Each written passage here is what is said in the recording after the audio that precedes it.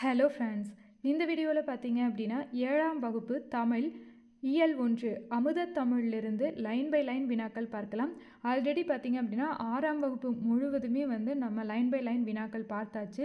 இந்த இந்த இயலில் பார்த்தீங்க அப்படின்னா மொத்தமாக 92 வினாக்கள் இருக்குது.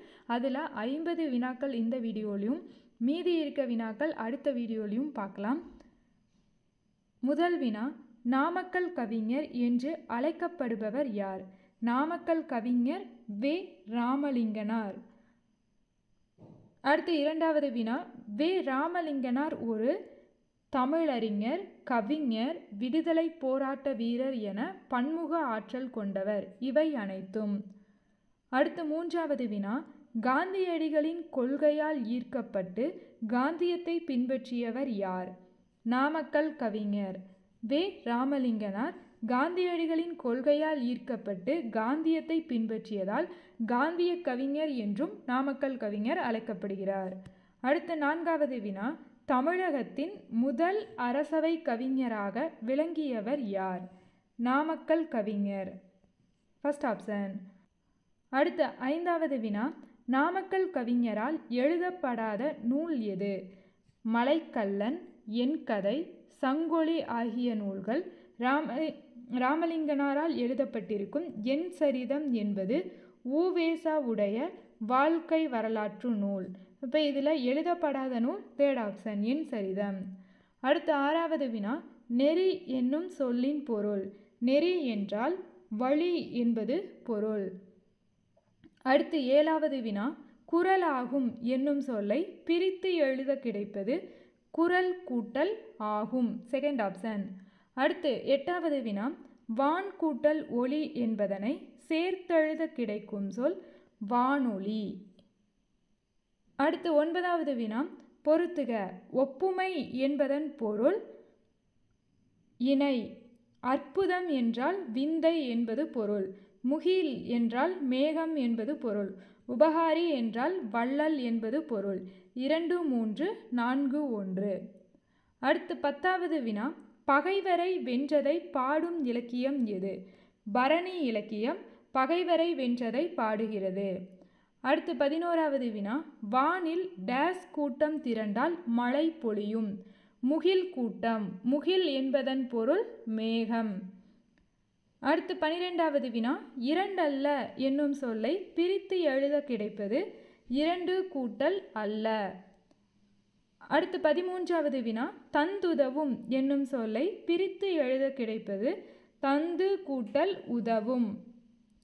அடுத்து 14வது வினா, ஒப்புமை கூட்டல் இல்லாத என்பதனை சேர்த்தெழுத கிடைக்கும் சொல் ஒப்புமை இல்லாத. Third option. அடுத்து 15வது வினா, பகுத்தறிவு கவிராயர் என்று புகழப்படுபவர் யார்? உடுமலை நாராயண கவி பகுத்தறிவு கவிராயர் என்று அழைக்கப்படுகிறார். அடுத்து 16வது வினா, முல்லைக்கு தேர் தந்து மழை மேகத்தை விட புகழ் பெற்றவன் யார்? வள்ளல் வேல் பாரி. வள்ளல் வேல் பாரி முல்லைக்கு தேர் தந்து மழை மேகத்தை விட புகழ் பெற்றவன். அடுத்து 17வது வினா, புலவரின் சொல்லுக்காக தன் தலையையே தர துணிந்தவன் யார்? புலவரின் சொல்லுக்காக தன் தலையையே தர துணிந்தவன் குமணவள்ளல். அடுத்து 18வது வினா, பகுத்தறிவு கவிராயர் பற்றிய கருத்துக்களில் தவறானது இது? தமிழ் திரைப்பட பாடலாசிரியராகவும் நாடக எழுத்தாளராகவும் புகழ் பெற்றவர் என்பது சரி. தமது பாடல்கள் மூலம் பகுத்தறிவு கருத்துக்களை பரப்பியவர் என்பதும் சரி. அதனால்தான் பகுத்தறிவு கவிராயர் அப்படின்னு அழைக்கப்பட்டிருப்பார். இசையின் எளிமையை கையாண்டு கவிதைகள் எழுதியவர் என்பதும் சரி. மக்கள் கவிஞர் என்று அழைக்கப்படுகிறார் என்பது தவறு. மக்கள் கவிஞர் என்று அழைக்கப்படுபவர் பட்டுக்கோட்டை கல்யாண சுந்தரனார் தான் மக்கள் கவிஞர் அப்படின்னு அழைக்கப்படுவார். அடுத்து 19வது வினா, தவறான இணை எது? ஒப்புமை என்றால் இணை, அற்புதம் என்றால் விந்தை, உபகாரி என்பதன் பொருள் வள்ளல். முகி என்றால் மேகம் என்பது தவறு. முகி என்பதன் பொருள் பசு. முகில் அப்படின்னா தான் மேகம்னு வரும். ஸோ தவறான இணை தேர்ட் ஆப்ஷன். அடுத்து 20வது வினா, எடுத்தல் படுத்தல் நலிதல் உழப்பில் திரிபும் தத்தமிழ் சிறிது உளவாகும் என்னும் வரிகள் இடம்பெற்றுள்ள நூல் எது? இவ்வரிகள் நன்னூல் நூற்பாவில் இடம்பெற்றுள்ளது. அடுத்து 21வது வினா, நீண்டகால பயன்பாட்டிற்கு உரியது எது? எழுத்து மொழி நீண்டகால பயன்பாட்டிற்கு உரியது. அடுத்து 22வது வினா, என்னால் போக முடியாது என்னும் தொடரை மென்மையாக ஒலிக்கும் போது உணர்த்துவது. இது இயலாமையை உணர்த்துகிறது. அடுத்து 23வது வினா, நில் கவனி செல் என்பதில் கவனி என்னும் சொல் நின்று கவனித்து செல் என்னும் எந்த பொருளை தருகிறது? பாதுகாப்பு பொருளை தருகிறது. அடுத்து 24வது வினா, திராவிட மொழிகளில் தமிழிலிருந்து பிரிந்து சென்ற கிளை மொழிகளில் பொருந்தாதது எது?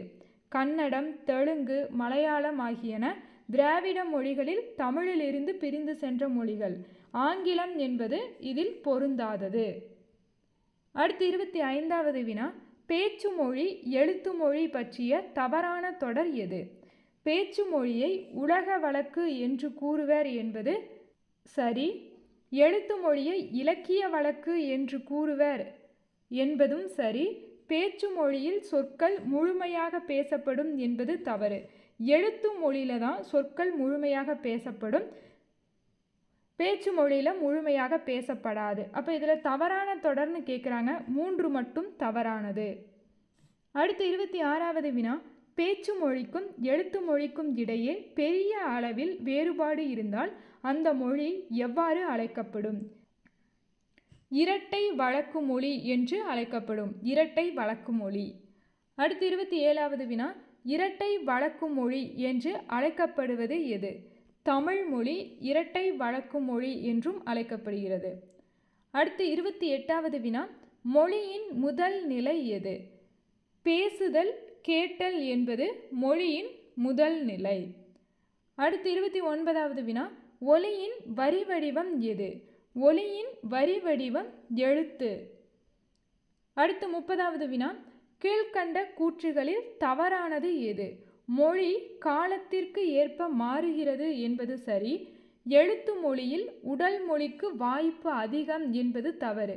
எழுத்து மொழியில் உடல் மொழிக்கான வாய்ப்பு என்பது குறைவு, பேச்சு மொழியில் தான் அதிகமாக இருக்கும். பேச்சு மொழி சிறப்பாக அமைய குரல் ஏற்றத்தாழ்வு அவசியம் என்பது சரி. பேசுபவரின் கருத்துக்கு ஏற்ப உடனடி செயல்பாட்டிற்கு உதவுவது எழுத்து மொழி என்பது தவறு. பேசுபவரின் கருத்துக்கு ஏற்ப உடனடி செயல்பாட்டிற்கு உதவுவது பேச்சு மொழி. அப்போ இதில் தவறான இணை எதுன்னு கேட்குறாங்க. 2 மற்றும் 4 என்பது தவறு. அடுத்து 31வது வினா, எண்ணப்படுவது நினைக்கப்படுவது கனவு காணப்படுவது ஆகியவையும் மொழியே என்று கூறியவர் யார்? எண்ணப்படுவது நினைக்கப்படுவது கனவு காணப்படுவது ஆகியவையும் மொழியே ஆகும் என்று கூறியவர் யார்? மு. வரதராசனார் கூறியிருப்பார். அடுத்து 32வது வினா, கத்தியின்றி இரத்தமின்றி யுத்தமொன்று வருகுது என்னும் பாடலை பாடியவர் யார்? நாமக்கல் கவிஞர் வே. ராமலிங்கனார். அடுத்து 33வது வினா, பேச்சு மொழிக்கும் எழுத்து மொழிக்கும் இடையே உள்ள வேறுபாட்டை உலக வழக்கு செய்யுள் வழக்கு என்று கூறியவர் தொல்காப்பியர். அடுத்து 34வது வினா, தமிழ் மொழி எம்மாதிரியான அறிவை நமக்கு தருவதாக வே. ராமலிங்கனார் கூறுகிறார்? அருள்நெறி நிரம்பியது. 3rd option. அடுத்து 35வது வினா, தமிழ் மொழியை கற்றோரின் பண்பாக நாமக்கல் கவிஞர் எதை கூறுகிறார்? தமிழ் மொழி கற்றோரின் பண்பு தம்மை போற்றாதவர்களையும் இகழ்ந்து பேச மாட்டார். தம்மை போற்றாதவர்களையும் இகழ்ந்து பேச மாட்டார். அடுத்து 36வது வினா, எங்கள் தமிழ் இயற்றியவர் யார்? நாமக்கல் கவிஞர் வே. ராமலிங்கனார். அடுத்து 37வது வினா, எங்கள் தமிழ் என்னும் கவிதை இடம்பெற்றுள்ள நூல் எது? இது நாமக்கல் கவிஞர் பாடல்கள் என்னும் நூலில் இடம்பெற்றுள்ளது. அடுத்து 38வது வினா, இசைப்பாடல் என்று அழைக்கப்படும் நூல் எது? பரிபாடல் இசைப்பாடல் என்றும் அழைக்கப்படுகிறது. அடுத்து 39வது வினா, வான்புகழ் கொண்ட என உவமிக்கப்படும் நூல் எது? திருக்குறள் வான்புகழ் கொண்ட என்று உவமிக்கப்படுகிறது. அடுத்து 40வது வினா, தனது எண்ணங்களையும் உணர்ச்சிகளையும் பிறருக்கு வெளிப்படுத்துவதற்காக மனிதனால் உருவாக்கப்பட்டது எது? மொழி. மொழி தமது எண்ணங்களையும் உணர்ச்சிகளையும் பிறருக்கு வெளிப்படுத்துவதற்காக மனிதனால் உருவாக்கப்பட்ட ஒரு கருவி.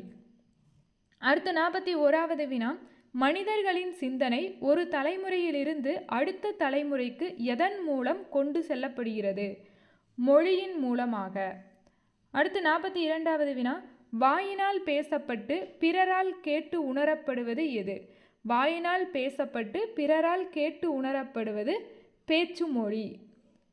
அடுத்து 43வது வினா, மொழியின் இரண்டாம் நிலை எது? பேசுவதும் கேட்பதும் மொழியின் முதல் நிலை, எழுதப்படுவதும் படிக்கப்படுவதும் மொழியின் இரண்டாவது நிலை. எழுதப்படுவதும் படிக்கப்படுவதும் மொழியின் இரண்டாம் நிலை.